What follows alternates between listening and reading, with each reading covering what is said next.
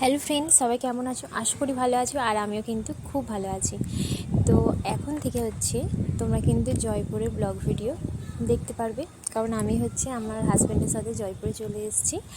তো যাই হোক, আজকে কিন্তু 26 তারিখ। এই 26 তারিখটা আমার কাছে খুবই একটা খুব স্পেশাল দিন। 26 তারিখে আমার বাবু জন্মেছিল। তো দেখতে দেখতে কতই না বড় হয়ে গেল, তাই না? 1 বছর হতে যায়। তো আজকেই একদম একদম সিম্পলভাবে ছোট করে ওর জন্মদিনটা সেলিব্রেট করছি। তো প্রথমেই আমরা আজকের দিনে মন্দিরে বাবুর নামে পুজো দিতে এসেছি। তো জয়পুরে একটা ভালো বেশ মন্দির, এই মন্দিরটা আমার খুবই ভালো লাগে। এখানে আমি অনেকবার এসেছি, এখনও আসবো। তো ভীষণ প্রিয় একটা জায়গা। এখানটাতে দেখো খুব সুন্দর মন্দিরটা, আর এখানে এলে আমার মন শান্তি হয়। বাঙালিদের যেমন বেলুড় মঠটা খুব সুন্দর, আর এখানে জয়পুরেতে আমার এটা ভালো লাগে।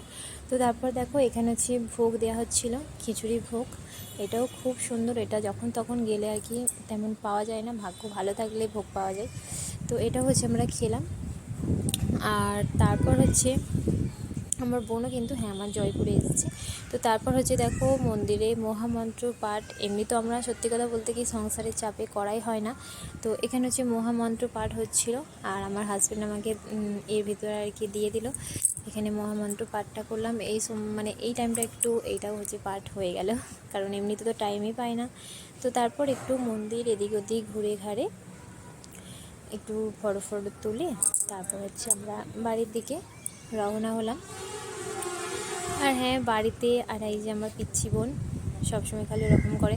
তো বাড়িতে এসে একটা কেক এনে প্রথমে বললাম যে একদম সিম্পল ছোটোভাবে শুধুমাত্র একটা কেক এনেই বার্থডেটা সেলিব্রেট করলাম। কাউকে কিছু বলা হয়নি, পরে অনেক হবে, কারণ বাবু এখন অনেকটাই ছোট। তো এখন অত বড় করে করার কিছু দরকার নেই মনে করি। আর একটু বড় হোক, তারপর ওর বার্থডে অবশ্যই সেলিব্রেট করব, সেটাও তোমাদের সাথে শেয়ার করব। তো এখন থাকতে তোমরা আমার অনেক বেশি বেশি ব্লগ ভিডিও দেখতে পারবে। প্রায় তোমাদের সাথে শেয়ার করার চেষ্টা করব ব্লগ ভিডিও।